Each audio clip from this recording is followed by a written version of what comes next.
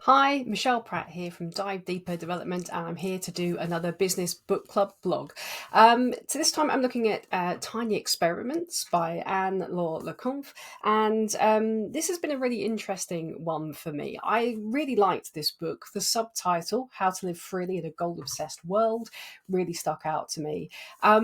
I am a coach, I am a trainer, so obviously helping people achieve their goals is a really important activity for me. And I wanted to know how this particular book or this approach was better or different to what I've seen before. I haven't seen much new in the world of setting goals before, so it's unusual to come across something that takes a totally different look. But I do think this book has done it. This book really appealed to me. I'm trying to learn Irish, trying to learn German, I'm trying to learn the Bauern, and in my spare time, and because they're not work-based projects, which I'm pretty good at, I've been making very limited progress. So could this book help me? The short answer is yes. Anne-Laure used to work for Google. She's got a specialism in neuroscience. She has a website called Ness Labs, Ness, and she's got a really interesting background, but she left that job to pursue this work, and she's come up with some really interesting ideas. I won't go through all the ideas in the book, but the crux of it really is her PACT model, or her PACT, Act, React, and Impact model, which is a new approach to approaching a goal. So I'll cover that with you.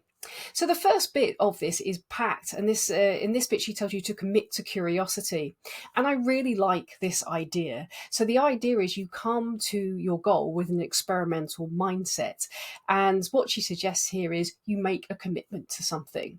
So rather than saying I will complete this project or I will learn Irish, she says just do something like I will commit to learning Irish 10 minutes after lunch, Monday to Friday every day. And then instead of being really harsh on myself and being really sort of super disciplined and doing it, she says commit to that over a period of time, but then be really curious about what you're doing. So the next bit is act. And she talks about practicing mindful productivity and allow yourself to be imperfect. She has this lovely analogy of being like an anthropologist out in the field. So grabbing a pen and a notebook and really being curious and studying what it is that you're doing. So it's not about I must do this thing, but when I do this, the commitment, does it work for me? What feels good? What doesn't? Which bits are working, which are not? Is it the time? Is it the energy I have? Is it my enthusiasm? I'm really starting to take actual notes on what it is that you're doing. Then the final bit, or the third bit, sorry, is react. So here she talks about metacognitive growth loops or growth loops. And I love this idea of growth loops. So you commit to your experiment, you do your research out in the field, and then you do the growth loop. So you learn how to learn. So she talks this idea of appreciating what's going on, reflecting on what you've done, and then reiterating and finding a way of doing it better. Then finally, it's impact, and she's talking about growing with the world there. So she talks about the idea of building in public and drawing on your network or communities in order to enhance your learning and to make you more likely to get your goal done. So I know with this, I've not done the book service. She talks about our relationship with time and why this Chronos version of time is not very helpful. She has some fantastic insights on things like procrastination as well, decision making, and she's talking about your purpose, doing generative work, the legacy you want to leave behind as well. So there's loads of really good topics in there, which I don't have time to discuss today. The other thing I really like about this book is it comes with loads of free downloadable worksheets. So from her website, you can join the community if you like. You can read loads more information, but the book itself has a cheat sheet, it has a workbook, it has a guide, and all of the learning is summarized in these cheat sheets as well as at the back of the book. So if you want to go back and refresh yourself or refine a part of the way that you follow this idea of doing goals, then it's all there for you. And it's really nice to have a book where you don't have to go back and reread the whole book. You can actually use that cheat sheet to go back and go, yeah, that's the bit I'm looking to do. So for me, for someone who's dedicated to learning, that's incredibly useful to me. Has it helped? Yeah, absolutely.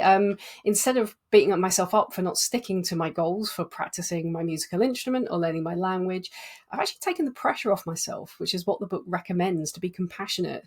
And I've just set my goal to do different things. So instead of steadfastly trying to push myself to keep doing the activities I was doing before, I've chosen some completely new ones in small, manageable chunks. I've stuck to them for a week or two, and I'm actually making a lot more progress when I try to do the traditional method of goal setting.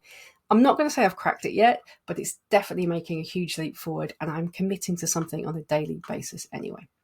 So, if you want a fresh perspective on how to set goals, I would definitely recommend this book. I think it chimes really nicely with other things I've read, like Atomic Habits by James Clear. It fits really well with that as well, and it certainly seems to resonate with what we know about how our brain works and how we pursue goals.